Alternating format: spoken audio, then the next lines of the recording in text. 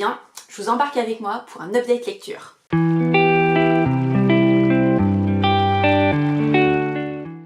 Vous venez de le voir, j'ai commencé un Agatha Christie qui s'appelle donc Un meurtre sera commis le aux éditions du Masque. Alors voilà, j'ai réfléchi, savoir si j'en avais lu dans mon adolescence ou autre. Eh bien ce sera mon premier Agatha Christie, alors voilà, je vais pas dévoiler mon âge, je vais pas le dire, mais il est jamais trop tard pour commencer, je dirais. Moi c'est vrai que quand j'étais adolescente, c'était plutôt les Stephen King, les Sherlock Holmes, enfin Arthur Conan Doyle, etc. Et pour l'instant j'ai lu que 30 pages, donc je peux rien vous dire, juste qu'on rentre dans le vif du sujet et que ce livre est un Miss Marple.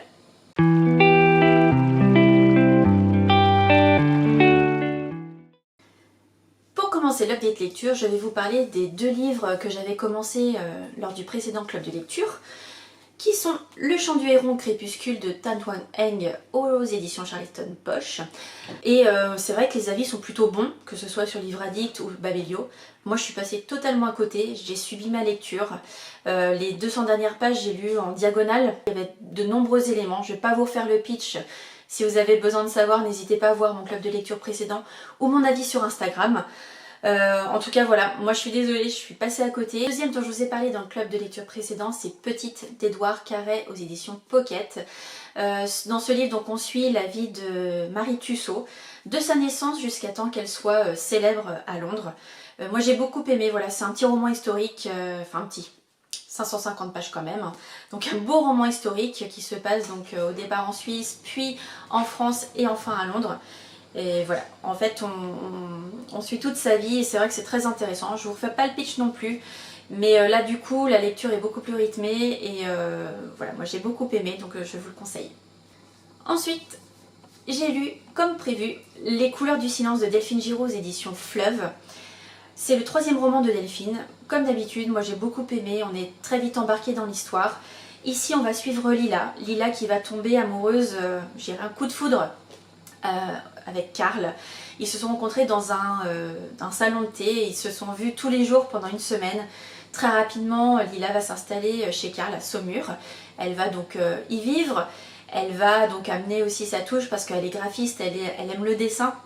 Donc elle va aussi commencer à y travailler.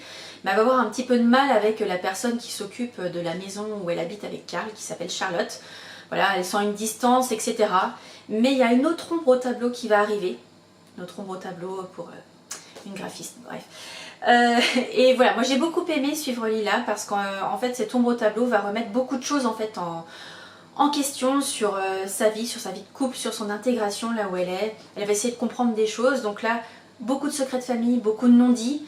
Le titre est tout à fait évocateur, une fois qu'on a lu le livre on comprend, oui, les couleurs du silence, effectivement.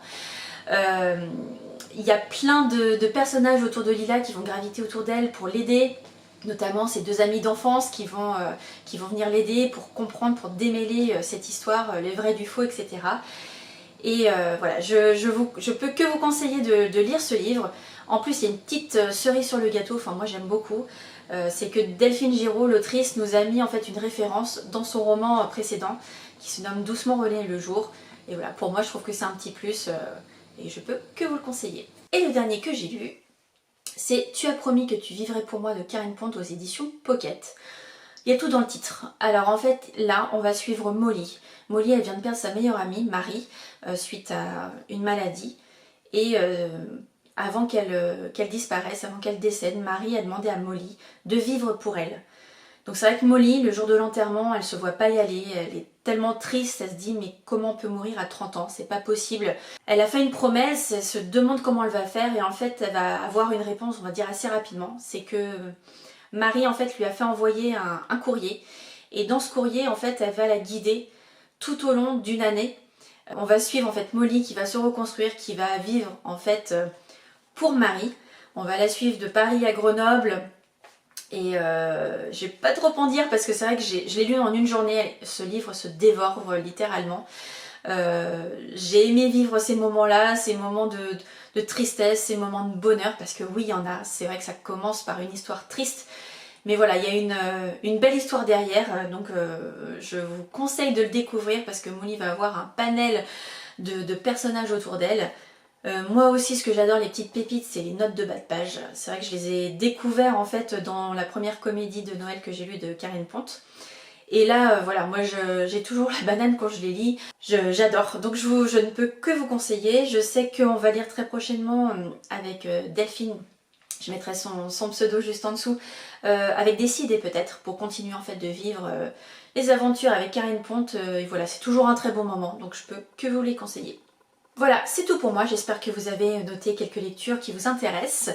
N'hésitez pas à liker ce club de lecture, à commenter, à partager vos moments de visionnage, à me contacter sur Instagram pour en message privé, voilà, pour qu'on communique ensemble, qu'on échange ensemble, ce sera avec grand plaisir. En tout cas, je vous souhaite de très bons moments, de très belles lectures et je vous dis à très bientôt. Privé, voilà, pour qu'on communique ensemble, qu'on échange ensemble, ce sera avec grand plaisir. En tout cas, je vous souhaite de très